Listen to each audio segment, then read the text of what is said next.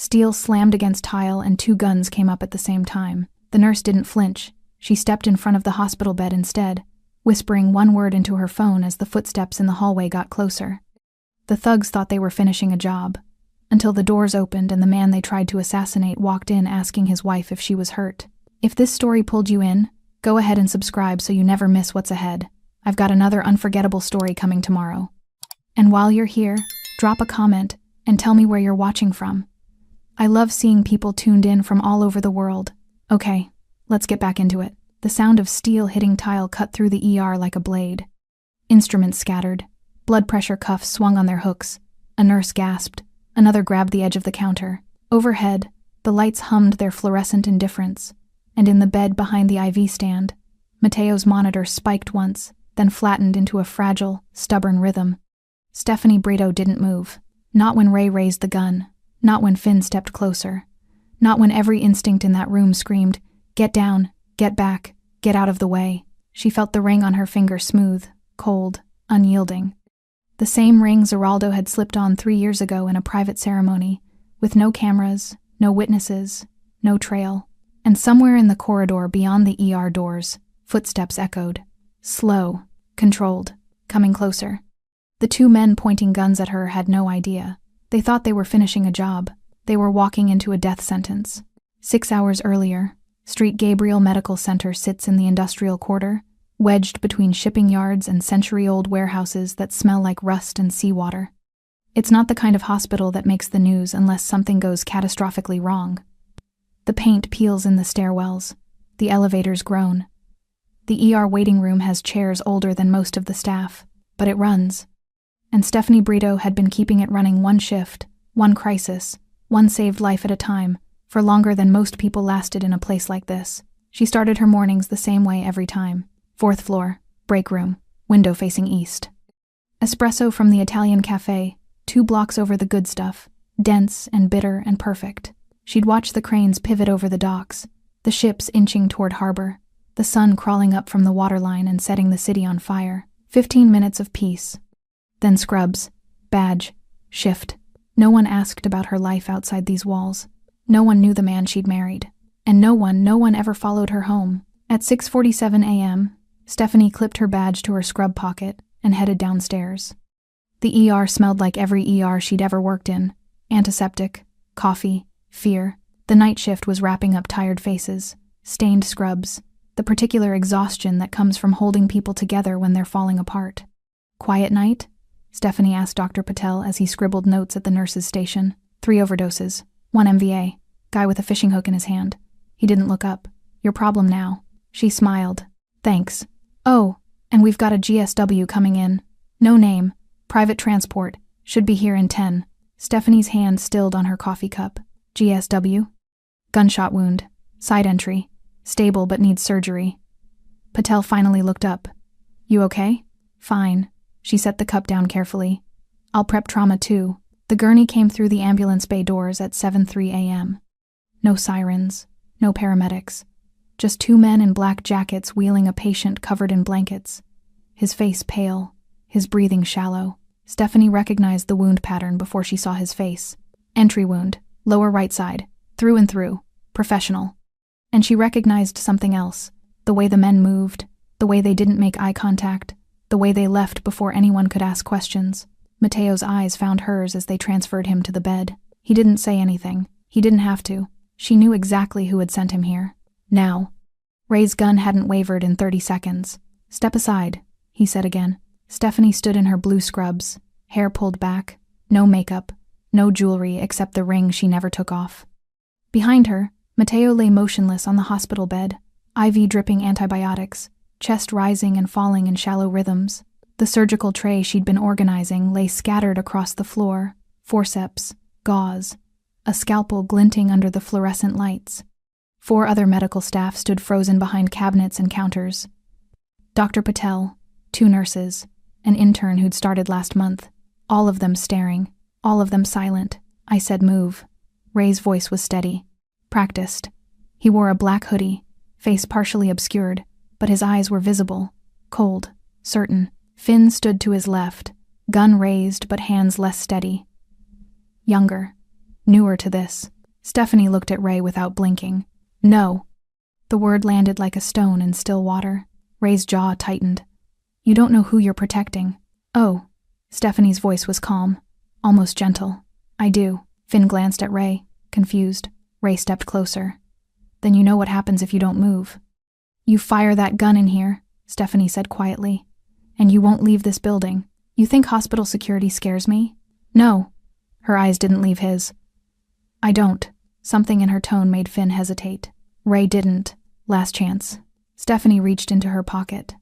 Both guns swung toward her. She pulled out her phone, unlocked it with her thumb, typed one word, visitors, and pressed send. The footsteps in the hallway stopped. For 3 seconds, there was only silence.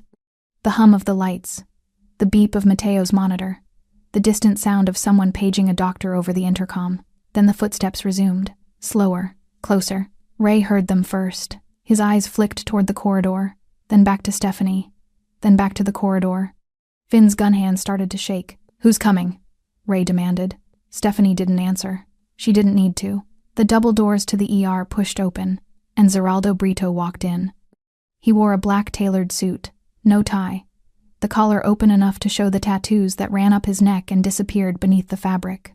Dark hair slicked back, hands relaxed at his sides, no weapon visible. He didn't need one. He moved like water, controlled, inevitable. His eyes found Stephanie first. Are you hurt? His voice was low, calm. She shook her head once. Only then did he look at the guns. Ray's hand trembled. Finn lowered his weapon slightly, instinct overriding orders. Zeraldo closed the distance in 4 steps. His hand moved so fast Ray didn't see it coming. Wrist twisted. Gun dropped. Knee to the ribs. Ray hit the floor gasping. Finn swung his gun toward Zeraldo, too slow, too uncertain, too late. Zeraldo caught his wrist mid-swing, twisted, and drove him into the wall with one hand. The gun clattered across the tile and skidded to a stop near the nurse's station. No shots fired. No chaos. Just efficiency. Brutal. Controlled. Absolute. The entire room stood frozen. Dr. Patel stared. The intern's mouth hung open. Stephanie didn't look surprised. She turned back to Mateo's monitor, checked his vitals, adjusted the IV drip. Like nothing had happened. Zeraldo knelt beside Ray, who was still gasping for air on the floor. He leaned close, spoke quietly enough that only Ray could hear. You came to my wife's hospital. You aimed a gun at my wife. Do you understand what that means? Ray's eyes went wide. Understanding hit him like ice water. He'd walked into something he couldn't survive. Zeraldo stood, looked at Finn, still pinned against the wall. Same question. Finn nodded frantically. Footsteps echoed from the ambulance bay. 3 men in dark suits entered. No badges. No uniforms. They moved with the same controlled precision as Zeraldo. He gestured once. They hauled Ray and Finn to their feet and walked them toward the exit. No one stopped them. No one called security. No one said a word. Zeraldo turned back to Stephanie. She was reading Mateo's chart. Completely focused. Completely calm. He walked to her side, stood close enough that his shoulder brushed hers. I'll handle this, he said quietly. I know. No one will come here again. I know. He looked at her for a long moment. Then at the ring on her finger. She met his eyes. Steady, unafraid. He nodded once and walked out. The ER doors swung shut behind him. Silence settled like dust. Dr. Patel finally found his voice. Who? Was that? Stephanie didn't look up from the chart. Just a visitor. The whispers started before Stephanie's shift ended. She heard them in the supply closet. Caught fragments near the medication dispensary. Felt the weight of eyes following her down every corridor. Did you see him? The way he moved. Who was that guy? Is he her? No one asked her directly. No one dared. Stephanie finished her charting. Checked on Mateo one last time, stable, sleeping. Guards posted outside his room that no one questioned, and clocked out at 3:47 p.m. The same black car waited in the staff parking lot, the same driver who never spoke, the same tinted windows that hid her from the world. She slid into the back seat and let her head fall against the leather headrest. Her hands were steady. They'd been steady all day. But now, alone in the silence, she felt the adrenaline finally begin to drain. She closed her eyes and remembered the first time she'd seen those same hands covered in blood. 3 years and 4 months earlier. The penthouse bathroom was all white marble and gold fixtures. Stephanie had been there exactly twice before. Once for dinner. Once because Zeraldo had asked her to come, no explanation, just urgency in his voice she'd never heard before. She arrived at 11:30 p.m. with her nursing bag. He opened the door himself. No staff, no security visible. His white shirt was soaked through with blood on the left side. "It's not as bad as it looks," he said. She pushed past him without a word, set her bag on the marble counter, washed her hands, snapped on gloves. "Sit." He sat on the edge of the bathtub. She cut away the shirt, found the wound, glass embedded in his shoulder from the window he'd gone through during the nightclub ambush she'd heard about on the news. They'd called it gang violence, blamed it on turf wars. She knew better. She'd been dating Zeraldo Brito for 6 months, long enough to know what he was, not long enough to have seen it this close. Her hands moved automatically. Tweezers, saline, gauze. He didn't flinch, didn't make a sound, just watched her face. "You should go to a hospital," she said quietly. "No, Zeraldo. No hospitals, no records." His voice was firm, gentle. "Just you." She pulled the last shard of glass free, dropped it into the trash with a sharp clink. "This is what your life is." It wasn't a question. Yes. She cleaned the wound, applied antibiotic ointment, began suturing with practiced precision. "And if I stay," she said, eyes on her work, "this is what my life becomes." He was quiet for a long moment. "I would understand if you left." Her hands paused, just for a second. She'd thought about it. Of course she had. Zeraldo Brito was not a good man by any conventional measure. He controlled territory. He made people disappear. He operated in shadows and violence and power that most people only saw in movies. But he'd also been the first man who'd ever looked at her like she was the answer to a question he didn't know how to ask. He'd never lied to her, never pretended to be something he wasn't. He'd told her the truth from the first night they'd met at a charity gala, where he'd been the largest anonymous donor, and she'd been there representing the hospital. "I'm not a good man," he'd said over champagne. "But I'm an honest one." She tied off the last suture. "I'm not leaving, Stephanie. But we have rules." She stripped off her gloves, met his eyes. "My hospital stays clean. No business, no violence, no overlap." "Agreed. And if this gets too dangerous, I'll step back." He caught her hand. Gentle, deliberate. "I promise." She didn't believe he could, but she believed he meant it. And somehow, that was enough. 2 years and 8 months earlier, the wedding was in a private estate outside the city. 17 people total. No photographers, no announcement, no public record. Stephanie wore a simple white dress, no veil, no train. Zeraldo wore a black suit, no tie. The officiant was a retired judge who owed Zeraldo a favor and knew how to keep his mouth shut. The vows were traditional, short, sincere. When Zeraldo slid the platinum band onto her finger, his hands were completely steady. When she did the same, hers trembled. Not from fear, from the weight of what she was choosing. The reception lasted 2 hours. Champagne, a small dinner, no speeches. Zeraldo's men stood at a respectful distance. Present but not intrusive. At 9 p.m., he pulled her aside onto a balcony overlooking the gardens. The city lights glittered in the distance. "You can still change your mind," he said quietly. She looked at the ring on her finger, then at him. "Can you?" "No." He smiled, rare, genuine, devastating. "Not about you." She kissed him. And in that moment, Stephanie understood something fundamental about the choice she'd made. Love was not always clean. It was not always safe. But it was hers. 18 months earlier, she came home to find him sitting in the dark, blood on his knuckles, suit jacket discarded, tie loose. She didn't turn on the lights, just set down her bag, walked to the bathroom, came back with the first aid kit, knelt in front of him, took his hands in hers. "Bad night?" she asked softly. "Yes." She cleaned the blood away. His knuckles were split, bruised. She'd seen worse. "Do I want to know?" "No." She wrapped his hands carefully, precisely. He watched her work, the way he always did, like she was performing surgery instead of basic wound care. "I don't deserve you," he said. She looked up. "Probably not." He almost smiled. "But you have me anyway." She finished the wrapping, pressed a kiss to his knuckles. "For better or worse?" "Worse, mostly. I knew what I was signing up for." "Did you?" She sat back on her heels, studied his face, the exhaustion, the weight of choices she'd never have to make. "I knew enough." He pulled her into his lap, buried his face in her neck. She held him, and understood something else. He was terrifying to everyone, except her. To her, he was just a man who carried too much weight and refused to let anyone else shoulder it. Until her, present day, the car pulled into the private estate's driveway. Stephanie walked through the front door, set down her bag, kicked off her shoes. Zeraldo was standing in the kitchen, phone in hand, already making calls. He looked up when she entered. Matteo's stable? Yes. The staff? Shaken, but quiet. He nodded, set down the phone, crossed the room in 3 strides, pulled her into his arms. She let herself sink into him, just for a moment. I'm sorry, he said against her hair. I know. It won't happen again. You can't promise that. I can try. She pulled back, looked up at him. They aimed guns at me in my hospital, Zeraldo. I know. They brought your world into mine. I know. The line we drew is still there. His hands framed her face, gentle, absolute. I will burn down everything before I let anyone cross it again. She believed him. That was the problem. She believed him completely. And part of her, the part that had chosen him 3 years ago in a bathroom with glass shards and blood, wasn't even sorry. 4 days earlier, the meeting was supposed to be neutral ground.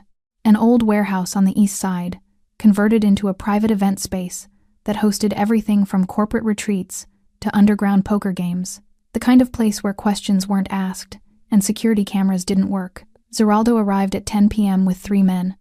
The Kovac syndicate sent 4. It was supposed to be a negotiation. Territory lines, port access. The kind of conversation that happened in shadows between men who controlled things the city pretended didn't exist. Zeraldo knew it was a trap the moment he walked in. The tells were subtle, almost invisible. Dmitry Kovac's second-in-command kept glancing at the mezzanine level, the guards positioned too precisely near the exits, the way Dmitry himself sat too far back from the table, like he was expecting the furniture to explode. Zeraldo had survived 15 years in this world by trusting his instincts, and every instinct he had was screaming. He kept his expression neutral. Sat down across from Dmitry, folded his hands on the table. You wanted to talk, Zeraldo said. Let's talk. Dmitry smiled, cold, practiced. You've been expanding into territories that don't belong to you. I've been filling vacuums that were left empty, by people we removed. Then you should have held the ground. The temperature in the room dropped. Dmitry's smile vanished. You're going to give back the port access, and the distribution networks, and you're going to pay for the privilege of breathing in this city. Zeraldo didn't move. No. Then we have nothing else to discuss. Dmitry stood, and that's when Zeraldo saw it. A red laser dot, flickering across the table, moving toward his chest. Matteo saw it too. He was standing near the door, ostensibly as security, but really as Zeraldo's eyes on the exits. He'd been with Zeraldo for 7 years. Loyal, observant, smart enough to know when something was wrong. The laser dot appeared on the mezzanine railing. Matteo's eyes tracked up, saw the rifle barrel, saw the shooter adjusting position. He had maybe 2 seconds. He lunged forward. Down! The first shot punched through the air where Zeraldo's head had been half a second earlier. The second shot hit the table and sent splinters flying. The third shot caught Matteo in the side as he tackled Zeraldo behind a steel support column. Chaos erupted. Zeraldo's men returned fire. Dmitry's guards pulled weapons. The mezzanine shooter repositioned. And through it all, Zeraldo's mind worked with cold, mechanical precision. This wasn't just a hit. This was a decapitation. Matteo was bleeding against him, hand pressed to his side, breath coming in sharp gasps. I'm fine, Matteo gritted out. Go. Not without you. Zeraldo. Not without you. Another shot sparked off the column. Zeraldo pulled Matteo to his feet, hauled him toward the service corridor he'd clocked when they'd first arrived. Always have an exit. Always have a backup. Always assume betrayal. His men provided covering fire. One went down, then another. Zeraldo dragged Matteo through the corridor door and slammed it shut. Found the emergency exit. Kicked it open. The alley was dark, empty. A car waited at the far end. Not his car. A different one. The driver's window rolled down. A woman Zeraldo had never seen before leaned out. Get in, now. Matteo stumbled. Zeraldo caught him. Who are you? Someone who doesn't want you dead. She gestured urgently. They have the street blocked both ways. This is your only window. Zeraldo made the calculation in 2 seconds. Unknown variable versus certain death. He shoved Matteo into the back seat and climbed in after him. The car was moving before the door even closed. The driver navigated side streets with practiced precision. No GPS, no hesitation. She knew exactly where she was going. Zeraldo kept pressure on Mateo's wound. The blood was soaking through his shirt. Too much, too fast. Hospital, Zeraldo said. They'll be watching hospitals. He's bleeding out. I know a place. The woman's eyes met his in the rearview mirror. Private clinic. No questions. No. Zeraldo's voice was absolute. Street Gabriel Medical Center. That's suicide. Street Gabriel, East Entrance. 10 minutes. Something in his tone made her stop arguing. She changed course. Mateo's breathing was getting shallow. Stay with me, Zeraldo said quietly. Shouldn't have. Pushed you. You saved my life. That's the job. No. Zeraldo's hand pressed harder on the wound. That was loyalty, and I don't forget loyalty. Mateo tried to smile. Failed. Your wife. Gonna kill me. For bleeding. In her hospital. She'll save you first. Kill you later. This time Mateo did smile. Then his eyes started to close. Mateo, look at me. His eyes fluttered open. You stay awake. You understand? You stay with me until we get there. Trying. Try harder. They arrived at St. Gabriel at 10:47 p.m. The driver pulled up to the east entrance. Emergency access. Staff only. Zeraldo didn't question how she knew. He pulled Mateo out of the car. The woman helped support his other side. You're sure about this? She asked. Yes. They'll come looking. Let them. She studied his face. Saw something there that made her nod. Good luck. She got back in the car and disappeared into the night. Zeraldo never saw her again. Never learned her name. Never knew why she'd been there. Some mysteries, he decided, weren't worth solving. The ER doors opened. A nurse he didn't recognize looked up, saw the blood, grabbed a gurney. GSW, right side, through and through, Zeraldo said with clinical precision. Name? No name. No records. Private transport. The nurse hesitated. Zeraldo pulled out a roll of cash, set it on the counter. This pays for silence, not just treatment. She looked at the money, then at Mateo, who was barely conscious. She made the choice every nurse makes when faced with impossible decisions. Save the life in front of you. Deal with questions later. Trauma too, she said. Move. They wheeled Mateo through the corridor. Zeraldo stayed close. His phone buzzed. Messages flooding in. 2 men down. Dimitri's crew scattered. Shooter escaped. Buildings clear. He typed one response. Find out who paid Dimitri. I want names by morning. Then he typed a second message. To the only person he trusted completely. Need you. St. Gabriel.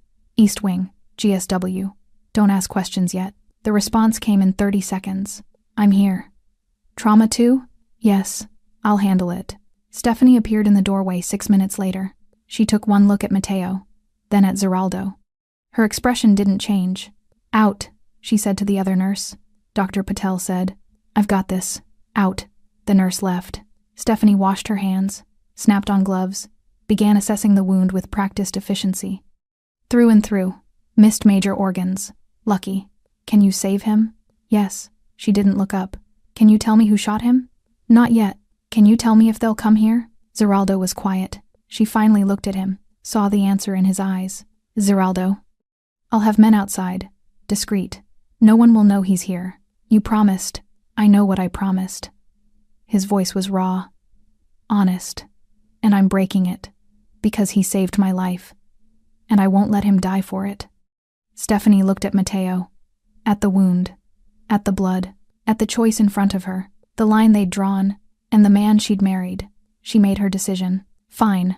But this never happens again. It won't. You can't know that. I can try. She returned to work. Prepping for surgery. Moving with the calm precision that had first made him fall in love with her. Zeraldo watched her save another life. And wondered how long before his world destroyed hers completely. He didn't know the answer. But 4 days later, when 2 men with guns walked into her hospital, he would find out exactly what happened when someone crossed the only line he'd ever actually cared about. Day 1 after the attempt, Stephanie performed the surgery at 2:17 a.m. with Dr. Patel assisting. No one asked questions. Not about the patient's name listed as John Doe in the system. Not about the cash that appeared in the hospital's discretionary fund the next morning. Not about the 2 men in expensive suits who took up position in the hallway outside Trauma 2 and didn't leave. Street Gabriel Medical Center had been serving the industrial quarter for 43 years.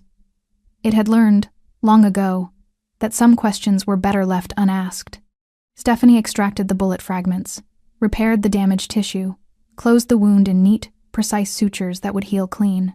Matteo survived, and when she finally stripped off her gloves at 4:38 a.m., Zeraldo was still waiting. He stood when she emerged from the OR.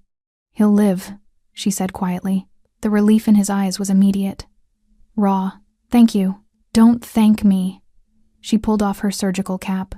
Her hair fell loose around her shoulders. "This can't happen again, Zeraldo." "I know.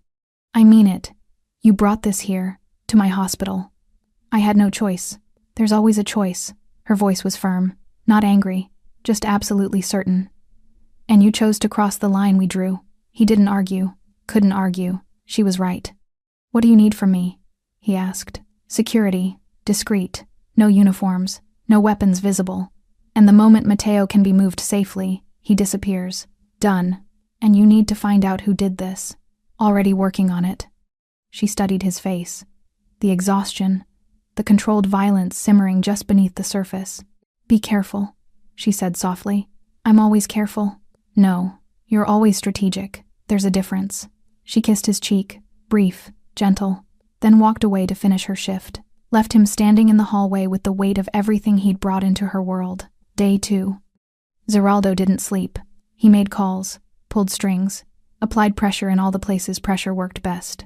By noon, he had a name: Gregor Sidorov, a broker, a facilitator, the kind of man who arranged things for people who wanted their hands to stay clean. Dmitry Kovac had paid him $60,000 to coordinate the assassination, but Dmitry was small-time, mid-level. He didn't have the resources or the nerve to move against Zeraldo without backing. Someone bigger had ordered it. Someone with reach. Someone who wanted Zeraldo gone badly enough to risk open war. Zeraldo sat in his estate office, city skyline visible through floor-to-ceiling windows, and played the chess game 3 moves ahead. Who benefits from my death? Who's been quietly consolidating while I've been expanding? Who has the connections to hire Sidorov and the ambition to gamble on a public hit? The answer came to him at 3:47 p.m. Alexei Reznik. Russian syndicate. Old money. Careful operations. He'd been circling Zeraldo's territory for 2 years, never quite moving against him directly, always working through proxies. This had his fingerprints all over it. Zeraldo picked up his phone, made one call. "Find Sidorov. I want him alive. I want him talking, and I want it done quietly." The response was immediate. "Consider it done." Day 3. Stephanie checked on Matteo 4 times during her shift. Each time, he was awake, alert, healing faster than most GSW patients. "You're stubborn," she said, adjusting his IV. Family trait. He managed a weak smile. "You know who I am." It wasn't a question. Matteo nodded carefully. "Known since the beginning. Zeraldo doesn't hide things from people he trusts. And you're one of those people." "I try to be." She checked his vitals. Blood pressure good. Temperature normal. No signs of infection. "Why did you take the bullet for him?" Matteo was quiet for a moment. "Because some men are worth dying for, and Zeraldo's one of them. Even knowing what he is. Especially knowing what he is." Matteo's eyes were steady. Sincere. "He's not a good man, but he's a loyal one. And in our world, that's rarer than you'd think." Stephanie understood that more than she wanted to admit. "The men who shot you," she said carefully. "They're going to want to finish what they started." "I know. And they might trace you here." "I know that too." She met his eyes. "If they come to my hospital, I won't let them hurt you." "You shouldn't make promises like that." "I'm not making a promise." Her voice was calm. "Absolute. I'm drawing a line." Matteo studied her face. Saw the same steel that Zeraldo had fallen in love with. "He's lucky to have you," Matteo said quietly. "We'll see if you still think that when this is over." Day 4 morning. Gregor Sidorov was found in a warehouse on the south side. He talked for 47 minutes, gave up everything.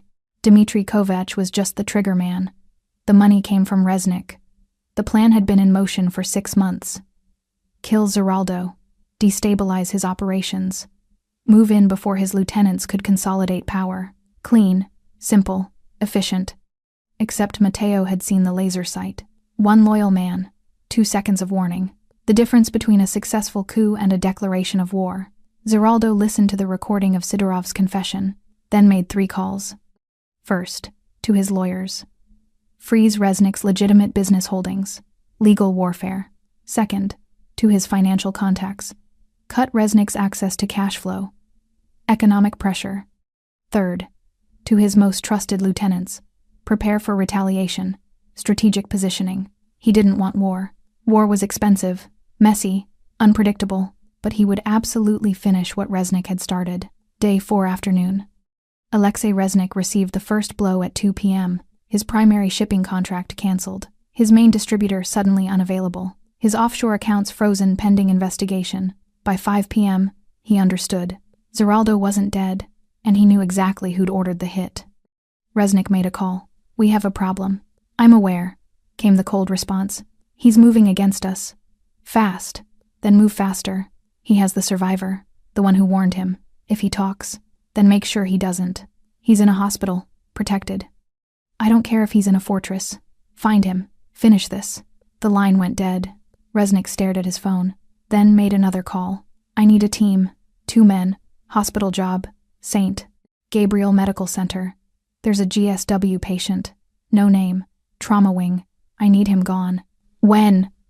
"Tonight. It'll cost extra. I don't care what it costs. Just get it done." Day 4 evening. Stephanie felt it before she saw it. The shift in atmosphere. The way the security guard Zeraldo had posted suddenly went on alert. The way her phone buzzed with a message at 6:47 p.m. "They know where Mateo is. Team inbound. Stay away from Trauma 2. She stared at the message, then at the hallway leading to Trauma 2. Then at the phone again. She typed back, "No." The response was immediate. "Stephanie, please. This is my hospital, my patient, my line. I'm handling this. Stay out of it.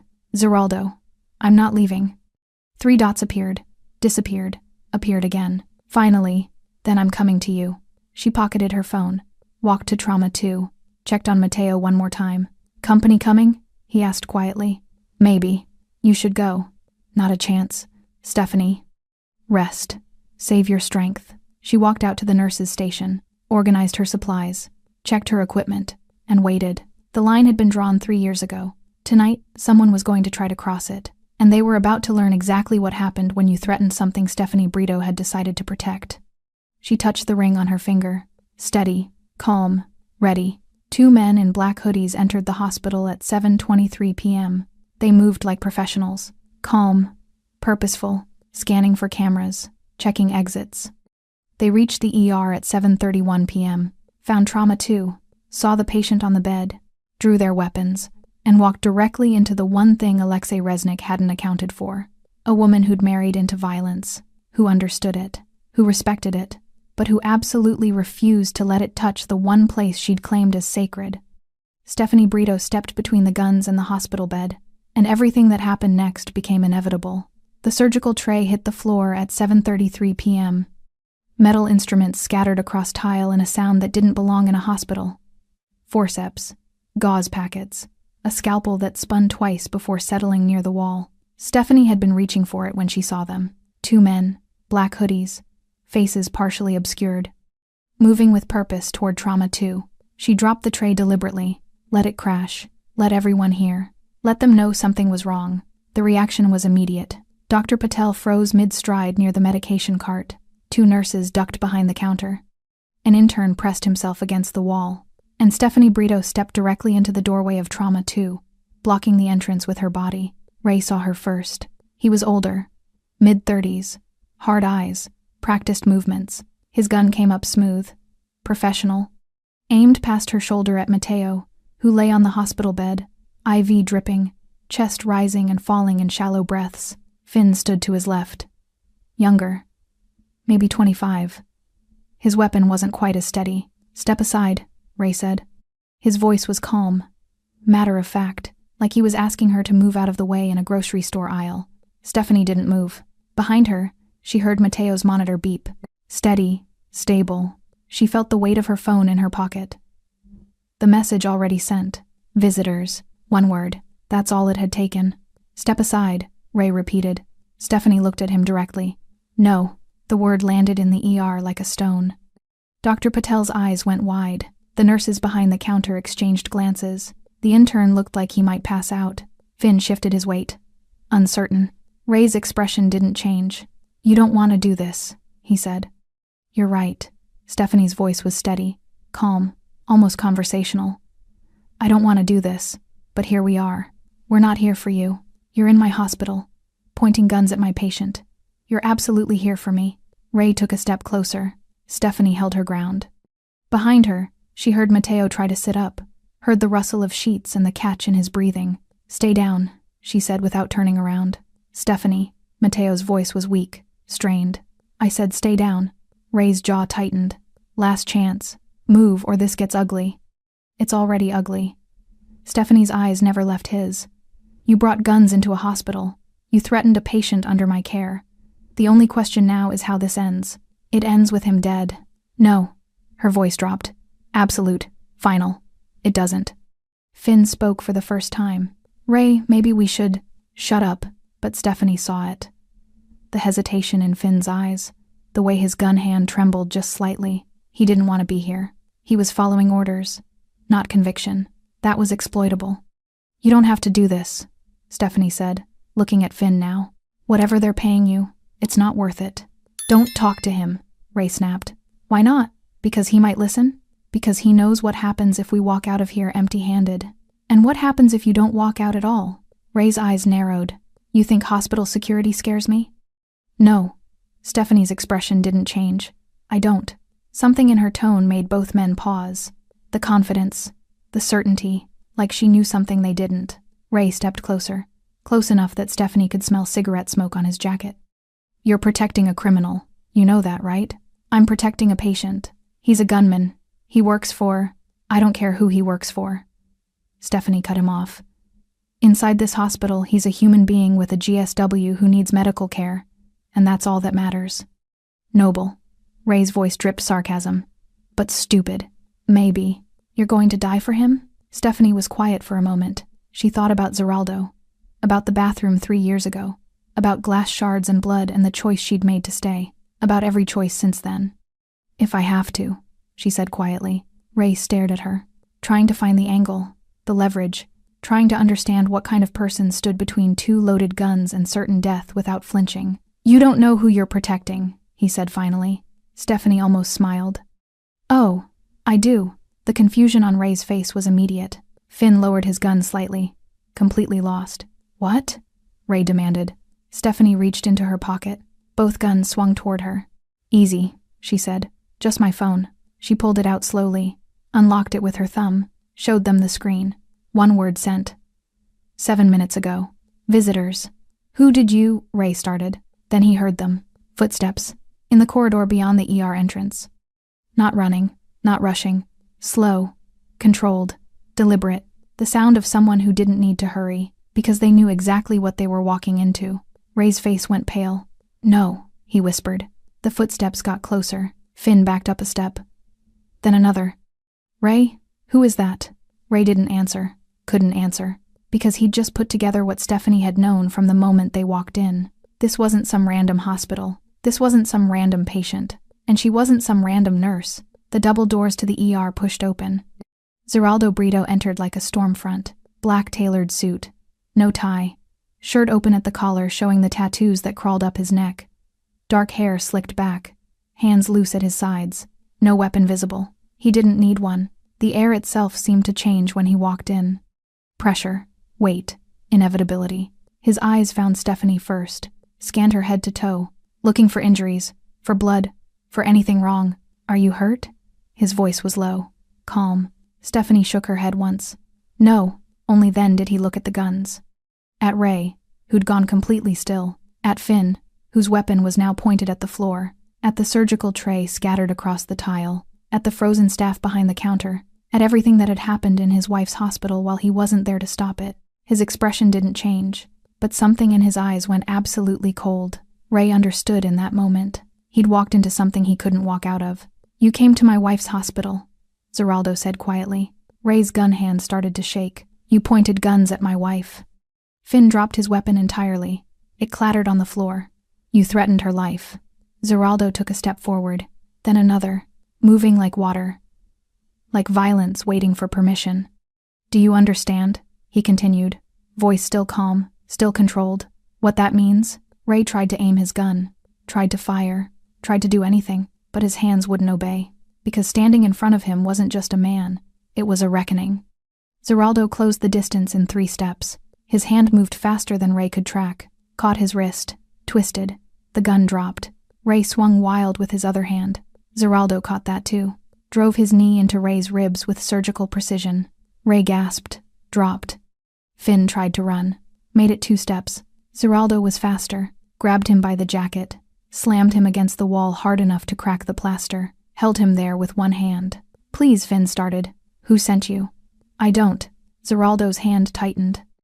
"Who sent you?" "Resnick! Alexei Resnick!" Zeraldo nodded once, released him. Finn collapsed to the floor next to Ray. Both men lay there, breathing hard, bleeding slightly, alive, but only because Zeraldo wanted them that way. The ER was completely silent. Dr. Patel stared in shock. The nurses hadn't moved. The intern looked like he'd forgotten how to breathe. Stephanie walked calmly to Mateo's bedside, checked his monitor, adjusted his IV, like nothing had happened. "Pressure's stable," she said quietly. Mateo managed a weak smile. "You're terrifying, you know that?" "I've been told." Footsteps echoed from the ambulance bay. 3 men in dark suits entered, moving with the same controlled precision as Zeraldo. He gestured once. They hauled Ray and Finn to their feet, walked them toward the exit. No one stopped them. No one said a word. Zeraldo turned to Stephanie. She was still focused on Mateo's chart. He walked to her, stood close. "I'll handle this," he said quietly. "I know. No one will come here again." "You can't promise that." "Yes, I can." She looked up at him, saw the absolute certainty in his eyes. "And the cost of that certainty." "Go," she said softly. "Do what you need to do." He touched her face, brief, gentle, then walked out of the ER. The doors swung shut behind him. Silence settled like ash. Dr. Patel finally found his voice. "Who was that?" Stephanie returned to her charting. "Just a visitor." The black SUV pulled away from St. Gabriel Medical Center at 7:52 p.m. Ray and Finn sat in the back seat, hands zip-tied behind them, flanked by 2 of Zeraldo's men who hadn't spoken a single word. Zeraldo sat in the passenger seat, silent, still, the kind of quiet that preceded violence. The driver navigated through the industrial quarter, past shuttered warehouses and empty lots, toward the part of the city where streetlights stopped working and no one called the police. Ray tried once to speak. "Listen, we were just..." The man beside him drove an elbow into his ribs. Ray gasped. "Shut up." Finn was crying silently, tears streaming down his face. He was 24 years old, 3 months into working for Resnick's crew. This was supposed to be easy money, simple jobs, no real danger. He'd been lied to. Zeraldo's phone buzzed. He answered without checking the ID. "Talk." "Estate is secure. Room's ready." The voice on the other end was calm, professional. "Good. 20 minutes." He ended the call, looked at Ray in the rearview mirror. "You made a mistake tonight." Ray said nothing. "You walked into my wife's hospital. You pointed a gun at my wife. You threatened the one thing in this world I've tried to keep separate from what I do." Zeraldo's voice was perfectly calm. Somehow that made it worse. "I've killed men for less. You understand that, right?" Ray nodded slowly. "But I'm not going to kill you." Zeraldo turned in his seat, made eye contact. "Not yet. First you're going to tell me everything. Who sent you? How they found Mateo? What else they're planning?" "I don't know anything." "Yes, you do. And you're going to tell me, because the alternative is so much worse than death that you can't even imagine it." Finn sobbed harder. Ray stared at Zeraldo, saw something in those eyes that made his bladder clench. This wasn't a man. This was a force of nature. And they'd made the fatal mistake of getting in his way. The estate sat on 12 acres outside the city limits. No neighbors, no witnesses, no one to hear anything that happened inside. The SUV pulled through the gate at 8:14 p.m., drove past manicured gardens and a fountain that looked like it belonged in a European plaza, stopped at a secondary building, separate from the main house, soundproof. The men hauled Ray and Finn out of the vehicle, marched them inside, down a hallway with concrete floors and fluorescent lights, into a room with a drain in the center of the floor. 2 chairs, both bolted down. They were shoved into the seats. Zip ties cut, hands secured with metal cuffs attached to the chair arms. Finn was hyperventilating now. Ray tried to stay calm, tried to think. There had to be a way out of this. There had to be. Zeraldo walked in. He'd removed his suit jacket, rolled up his sleeves. The tattoos on his forearms were visible now.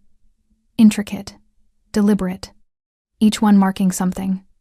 Someone. A history written in ink and violence. He pulled up a third chair, sat down facing them, folded his hands. Let's begin. Ray broke first. It took 11 minutes. No torture. No physical pain. Just questions. And the growing certainty that lying would make things exponentially worse. Resnick sent us, Ray said finally. Alexei Resnick. I know that. Tell me something I don't know. He's been planning this for months. The hit on you. Taking your territory. He's got backing. Financial. Political. From who? I don't know. I swear I don't know. That's above my level. Zeraldo studied his face. Believed him. How did you find Mateo? Tracker. We got a signal from the warehouse where the hit went down. Followed it to the hospital. What tracker? In his phone. We didn't know it was there until after he ran. Zeraldo's jaw tightened. Someone on his side had planted a tracker. Someone close enough to access Mateo's phone. Internal betrayal. That complicated things. Who else knows Mateo's at Street Gabriel? Just us. And Resnick. You reported in? Before we went in, yeah. What did you tell him? That we found the target. We were going in to finish it. Did you tell him the hospital name? Ray hesitated. Zeraldo leaned forward. Did you tell him? Yes. Zeraldo stood, walked to the corner of the room, pulled out his phone, made a call. Pull Mateo out of Street Gabriel. Now. They know where he is. A pause. I don't care if he's stable. Move him. Private location. No records. Another pause. And double security on Stephanie. If anyone even looks at her wrong, I want to know about it. He ended the call, turned back to Ray and Finn. What else? Finn told them about the financial operation. How Resnick had been systematically undermining Zeraldo's legitimate businesses, shell companies, frozen assets, legal challenges designed to bleed resources. The assassination was supposed to be the final blow. Remove Zeraldo. Chaos follows. Resnick sweeps in and consolidates everything. Clean. Efficient. Except it hadn't worked. He's going to try again, Finn said through tears. He has to. He's already committed. If he backs down now, he looks weak. And in this world, weakness is death, Zeraldo finished. I know. He paced the room, processing, calculating. Resnick had made this personal. Not just business, not just territory. He'd sent men to Stephanie's hospital. He'd crossed the one line Zeraldo had made absolutely clear. That changed everything. Here's what's going to happen, Zeraldo said quietly.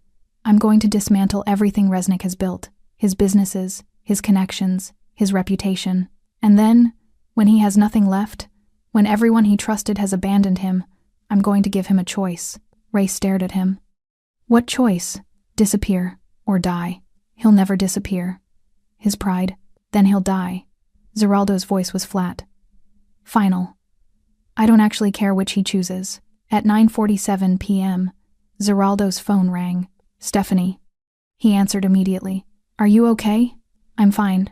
Her voice was steady, calm. Mateo's being moved? Yes. Safer location. You could have told me. I'm telling you now. She was quiet for a moment. The staff is asking questions. Let them ask. Zeraldo. What do you want me to say, Stephanie?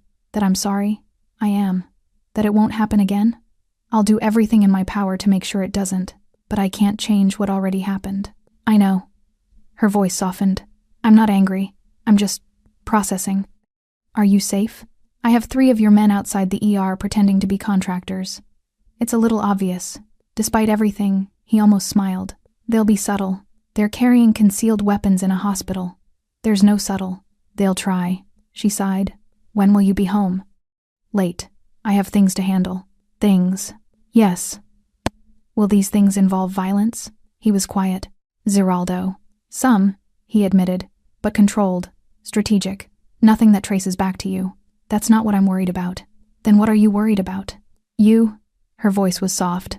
Honest. I'm worried about you. Something in his chest tightened. After everything.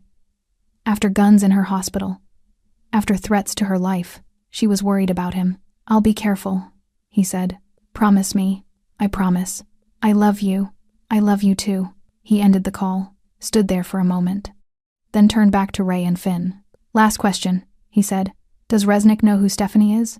Does he know she's my wife? Ray shook his head. No. No one knows. We didn't even know until you showed up. Zeraldo nodded slowly. That was something, at least. Stephanie's anonymity was still intact, her protection, still possible. What happens to us? Finn asked quietly. Zeraldo looked at him. Young, stupid, terrified, reminded him of men he'd known years ago. Men who'd made bad choices and paid for them. Men he'd killed without hesitation. But tonight felt different. Tonight, mercy felt like a weapon. You're going to disappear, Zeraldo said. New city, new names, new lives. And if I ever see either of you again, if you ever come near this city, near my territory, near anyone I care about, I will finish what I started tonight. Understood? Both men nodded frantically. Good. Zeraldo gestured to his men. Get them out of here. At 11:23 p.m., Zeraldo finally headed home. The estate was quiet. Dark except for a single light in the bedroom window. Stephanie was waiting.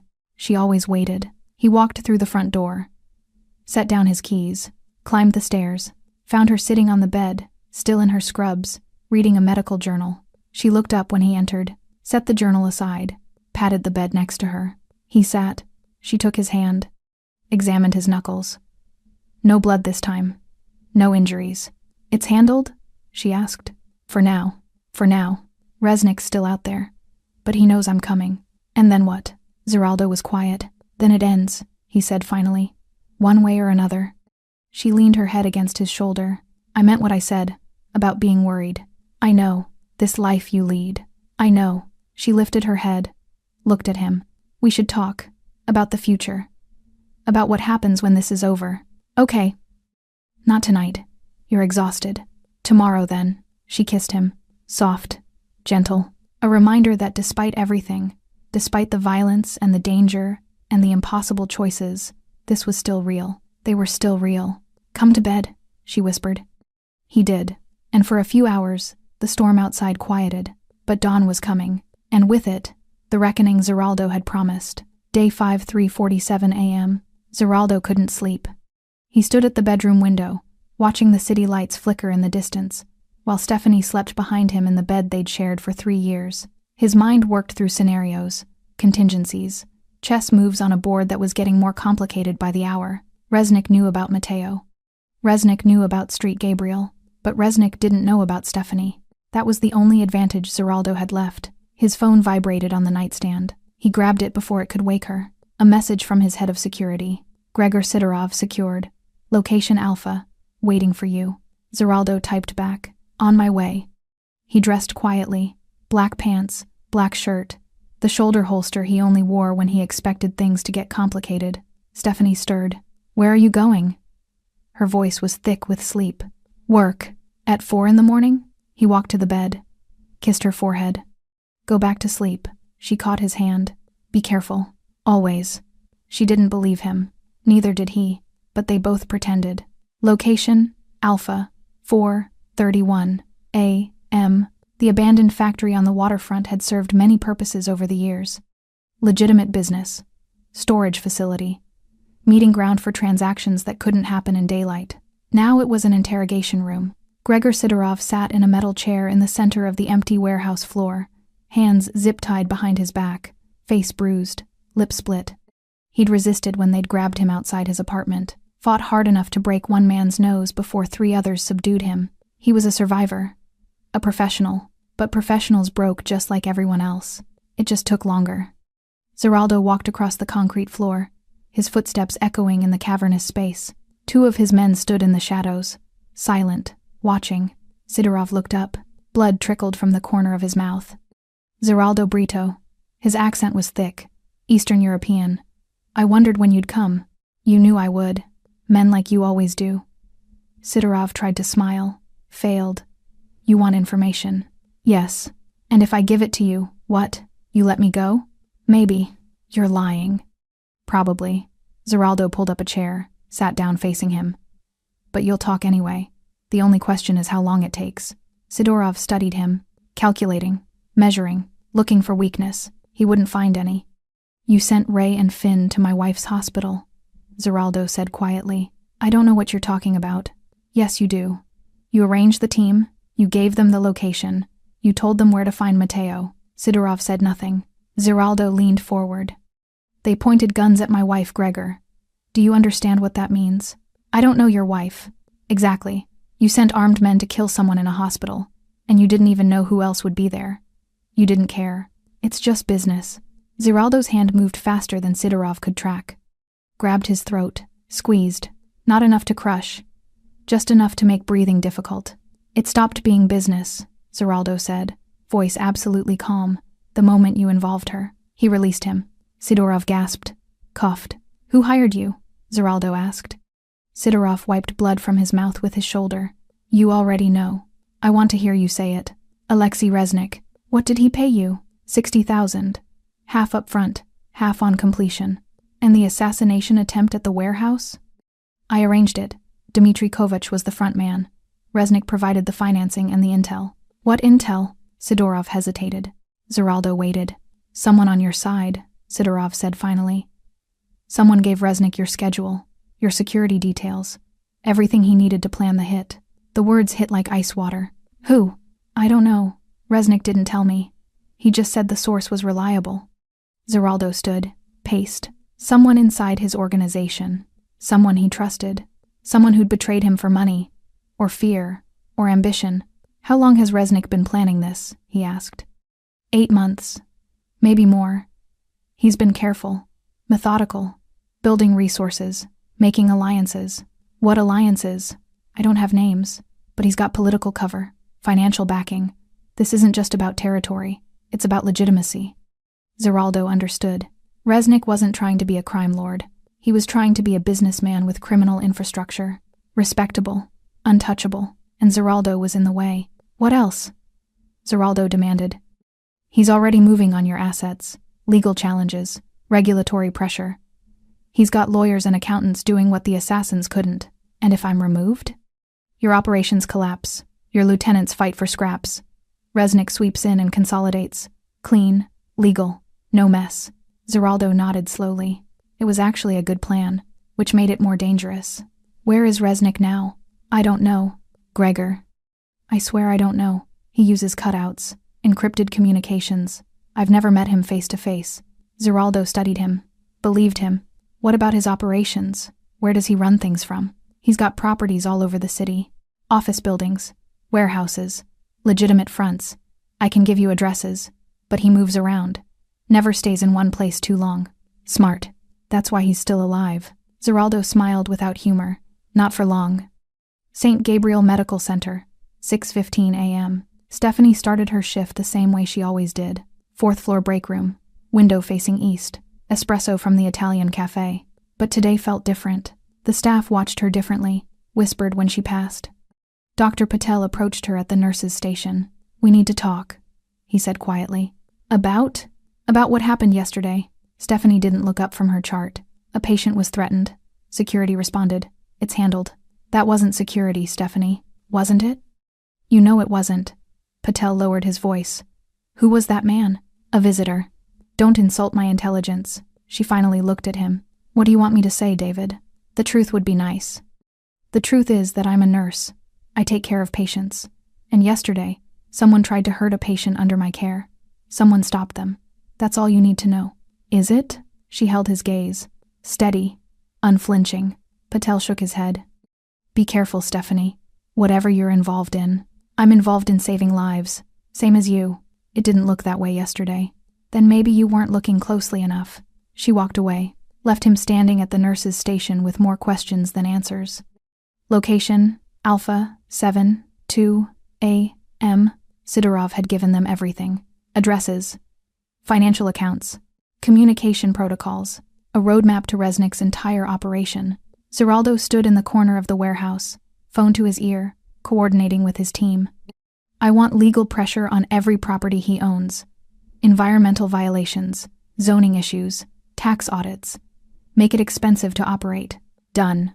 And freeze his offshore accounts. Use the shell company we set up in Panama. Route it through the Cayman contacts. Understood. What about the political connections? We're identifying them now. Should have names by tonight. Good. When you do, apply pressure. Quietly. No public scandals. Just make them nervous enough to distance themselves. Consider it done. Zeraldo ended the call, looked at Sidorov, who was watching him with a mix of fear and grudging respect. You're going to destroy him, Sidorov said. Yes. He'll fight back. Let him. This could get messy. It already is messy. Zeraldo walked closer. He sent men to my wife's hospital. There's no coming back from that. Sidorov nodded slowly, understanding.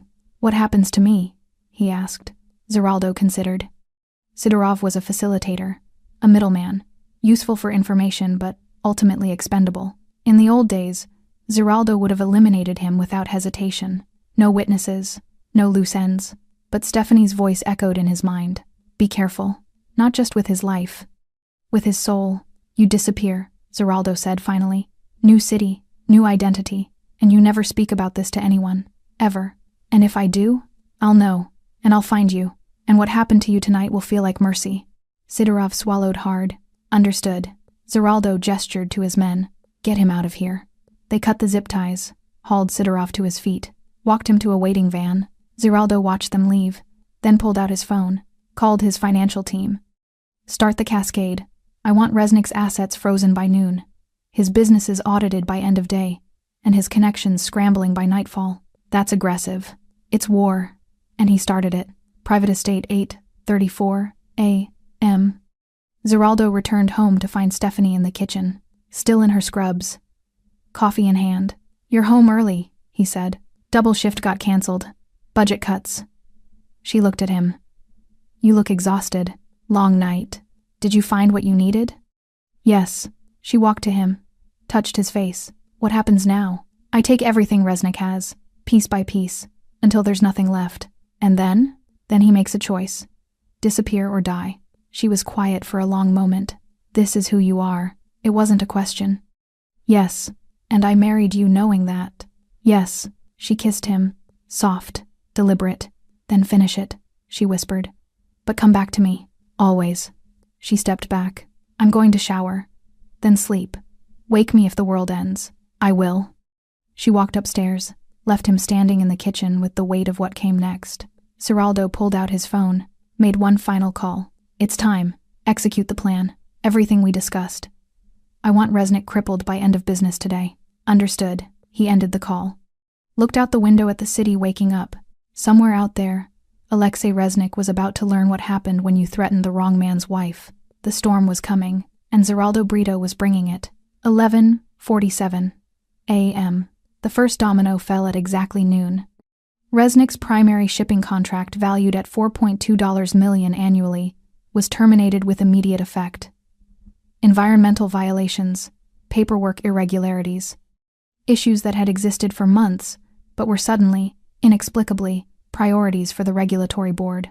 The second domino fell at 12:34 p.m. His main distribution network received notice of a federal audit. Tax discrepancies dating back 3 years. Nothing concrete yet. Just enough smoke to make his partners nervous. By 1:15 p.m., the third domino tipped. His offshore accounts, the ones hidden behind shell corporations in Panama and the Cayman Islands, were frozen, pending investigation into money laundering allegations.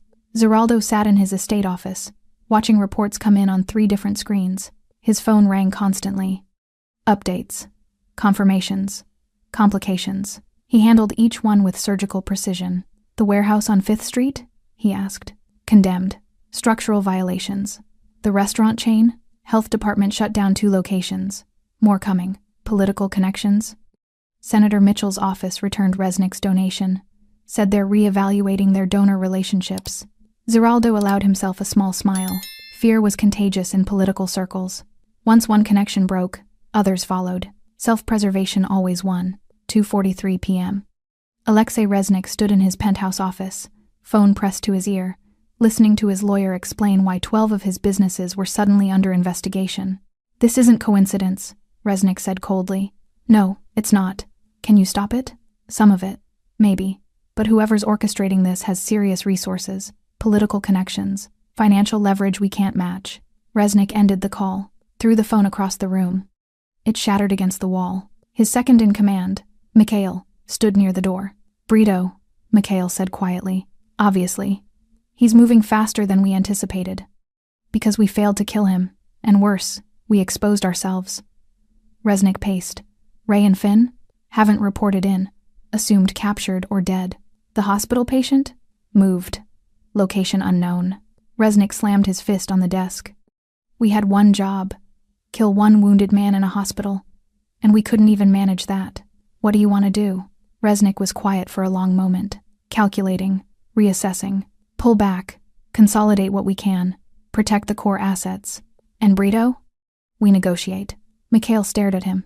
You want to negotiate? After everything? I want to survive.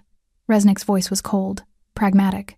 And right now, Brito is dismantling everything we've built. We either negotiate or we lose everything. He won't negotiate. Not after we sent men to his wife's hospital. Resnick froze. What did you say? The hospital. St. Gabriel. That's where the patient was. That's where we sent Ray and Finn. I know that. What about his wife? Mikhail pulled out his phone. Showed him a report from one of their informants. Security footage. Grainy. Time-stamped from the night before. A woman in blue scrubs standing between two armed men and a hospital bed. And then Zeraldo Brito walking through the doors. The way he looked at her first. The way he asked if she was hurt. The way he dismantled two armed men in seconds because they'd threatened her. Resnick's face went pale. His wife works there? Apparently. We pointed guns at his wife? Yes. Resnick sat down slowly. We're dead. We can still... No. Resnick's voice was hollow. We're dead. We just don't know it yet. 4:17 p.m. By late afternoon, Resnick had lost 40% of his operational capacity. Warehouses shut down, accounts frozen, partners distancing themselves. The carefully constructed empire he'd built over 15 years was collapsing in real time, and everyone knew who was responsible. Zeraldo Brito, the man who didn't just retaliate, he erased. 6:52 p.m. Zeraldo received the call he'd been waiting for. Unknown number. He answered. Brito. Resnick's voice was tight, controlled. Resnick, we need to talk. No, we don't. I'm willing to negotiate. Territory. Operations. Whatever you want. I want you gone. Silence. Gone where? I don't care. Out of this city. Out of this business. Disappear. And if I refuse? Then I finish what I started. And trust me, Alexei, you don't want that. You can't destroy me completely. I have resources. Had resources. Past tense. Zeraldo's voice was calm. Final. By tomorrow morning you'll have nothing. No money. No properties. No connections. No crew. That's impossible. Is it? Check your accounts. Check your properties. Check your phone. And see how many people are still taking your calls. Zeraldo could hear Resnick breathing heavily on the other end. You have 24 hours, Zeraldo continued. Pack what you can carry. Leave the city. Don't come back. And if I don't, then you'll wish I'd killed you at the warehouse. Zeraldo ended the call, sat back in his chair. The chess game was over. Resnick just hadn't accepted it yet. 8:34 p.m. Stephanie came home to find Zeraldo on the balcony, watching the city. Silent, she walked out to join him. Is it done? She asked. Almost. What happens tomorrow? Resnick disappears. Or he doesn't. Either way, it ends. She took his hand. And after that? He looked at her. Really looked at her. The woman who'd stood between guns and a patient because it was the right thing to do. The woman who'd married him knowing exactly what he was. The woman who deserved better than a life spent waiting for violence to find them. After that, he said quietly, we talk about the future. Okay, a real future. Not this. She squeezed his hand. I'd like that. They stood together as the sun set over the city. Tomorrow would bring resolution, one way or another. But tonight, they had this, each other. And for the first time in days, that felt like enough. Day 6, 7:23 a.m. Alexei Resnick didn't disappear. He made one final mistake. Pride. Instead of running, he tried to consolidate, called in favors, reached out to connections who'd already abandoned him. By 9 a.m., Zeraldo knew. By 10 a.m., his team had located Resnick's position. By 11 a.m., it was over. Stephanie was in surgery when Zeraldo's message came through. It's done. Coming home. She didn't ask for details. Didn't need them. She finished the procedure, closed the incision, handed off to recovery, went home. 2:47 p.m. Zeraldo was sitting in the living room when she arrived. Still in the same clothes from this morning. Tired, but calm. She sat down next to him. Tell me, she said quietly. Resnick's gone. Out of the city. Out of the business. He won't be back. You didn't kill him. No. Why not? He was quiet for a moment. Because you asked me to be careful. And I'm trying. She leaned her head against his shoulder. Thank you. They sat in silence for several minutes. Then Stephanie spoke. We need to talk about what happens next. I know. This can't keep happening, Zeraldo. People coming after you. Coming after people close to you. Coming after me. I know. She sat up, looked at him directly. I want children someday. A family. But not like this. Not with armed men showing up at hospitals. Not with violence always one phone call away. I understand. Do you? Because I need to know if you can actually step back. Not just say it. Actually do it. Zeraldo took her hands. 3 years ago, you asked me if I could walk away if things got too dangerous. I said I'd try. I meant it then. I mean it now. Trying isn't enough anymore. I know. He held her gaze. So I'm not going to try. I'm going to do it. What does that mean? It means I start reducing operations, legitimizing what I can, selling off what I can't. It'll take time, maybe a year, maybe 2, but I'll do it. Why? Because the alternative is losing you, and that's not acceptable. Her eyes filled with tears. You'd give up everything you've built? Not everything, just the parts that put you in danger. Zeraldo. I mean it, Stephanie. What happened at your hospital? Seeing those guns pointed at you. His voice cracked slightly. I can't live with that. I won't. She kissed him, deep, desperate, grateful. We'll do it together, she whispered. Figure out what comes next. Build something different. Together, he agreed. They held each other as afternoon light filtered through the windows. The violence wasn't over. It never truly was in their world, but the trajectory had changed. And for the first time, the future felt like something worth planning for. 5:15 p.m. Stephanie's phone rang. Street Gabriel Medical Center. This is Stephanie. We need you back. Multi-vehicle accident. All hands. She looked at Zeraldo. He nodded. I'll be there in 20 minutes. She grabbed her bag, kissed him goodbye. I'll be home late. I'll wait. She smiled. I know. 11:52 p.m. Stephanie came home exhausted.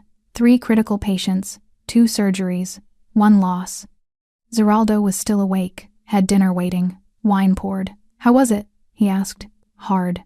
But we saved 2 of 3. That's something. They ate in comfortable silence. Then Zeraldo spoke. I met with my lawyers today. Started the process. What process? Transitioning operations. Selling assets. Going legitimate. Stephanie set down her fork. You're serious? Yes. How long? 18 months. Maybe less if things move smoothly. And after that? After that, I'm just a businessman with a complicated past. And you're just a nurse with a complicated husband. She laughed.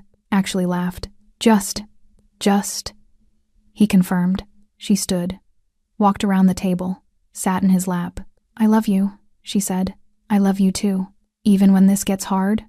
Especially then. She rested her forehead against his. And for the first time in 6 days, she felt like they might actually make it through this. Together. Day 7. Street Gabriel Medical Center looked exactly the same. Same beige brick, same narrow windows, same fluorescent lights humming overhead, but something had shifted. Stephanie felt it the moment she walked through the ER doors. Staff watched her differently, not with fear, not with judgment, with respect tinged with curiosity. Dr. Patel approached her at the nurse's station. How's our mystery patient? He asked carefully. Transferred, recovering well. Good. He paused. And the visitor? Also well? Patel nodded slowly. I'm not going to ask questions, Stephanie. But if you ever need anything... I know. Thank you. He walked away, left her with the charts and the routines and the familiar rhythms of the hospital she'd worked in for years. Nothing had changed. Everything had changed. 10:34 a.m. Mateo was sitting in a private recovery facility across town when his phone rang. Zeraldo. How are you feeling? Like I got shot, but alive. Thanks to your wife.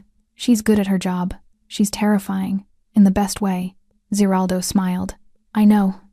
What's the damage? Mateo asked. Resnick's gone. Operations are secure. The insider who planted the tracker has been handled. Who was it? Nobody you knew. Mid-level. Got greedy. Mateo was quiet. And us? The organization?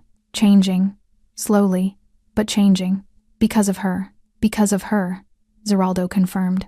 Good. You deserve that. So do you. Take time. Heal.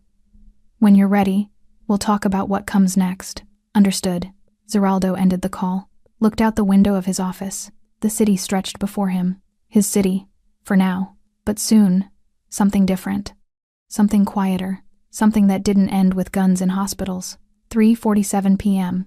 Stephanie's shift ended at 4. She changed out of her scrubs, grabbed her bag, walked through the parking lot to where the black car waited. Same driver, same tinted windows. But this time, when she slid into the back seat, Zeraldo was there. "What are you doing here?" she asked, surprised. "Picking up my wife from work. Is that allowed?" She smiled. "It's allowed." The car pulled away from St. Gabriel, drove through the industrial quarter, past the warehouses and the docks, toward the estate that had become her home. "How was your day?" Zeraldo asked. "Normal. Yours?" "Productive. Started liquidating the warehouse properties. Meeting with accountants tomorrow about the shipping contracts." "This is really happening." "Yes." She took his hand. "I'm proud of you." "For what?" "For choosing this. For choosing us." He lifted her hand, kissed her knuckles. "Easiest choice I ever made." 6:15 p.m. They had dinner on the balcony. Pasta, wine, candlelight, normal, domestic, peaceful. "I was thinking," Stephanie said, "about taking that vacation you promised me 3 years ago." "Where do you want to go?" "Somewhere quiet. No phones, no emergencies, just us." "Italy? Perfect. 2 weeks?" "Make it 3. He smiled. "Done." They talked about the future, about plans, about possibilities, about children someday, a house somewhere quieter, a life that didn't require armed security and encrypted phones. It felt impossible. It felt necessary. It felt real. 11:23 p.m. Stephanie stood at the bedroom window, looking out at the city. Zeraldo came up behind her, wrapped his arms around her waist. "What are you thinking about?" he asked. "About how we got here. About where we're going." "Regrets?" "No, never." She turned to face him. "You? Only that it took me this long to see what matters." "And what matters?" "You. This. Us." She kissed him. Slow, deep, certain. "Come to bed," she whispered. "In a minute." She walked away, left him at the window. Zeraldo looked out at the city one more time. Tomorrow he'd meet with lawyers, start dissolving the empire he'd built, begin the slow process of becoming someone different, someone better. For her.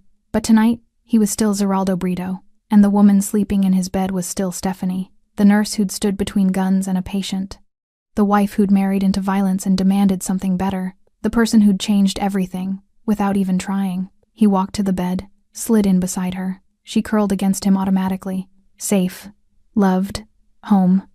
And somewhere across the city, in the ER of St. Gabriel Medical Center, the night shift continued. Lives saved, crises managed, the endless work of healing, where Stephanie Brito would return tomorrow, still just a nurse, still exactly who she'd always been.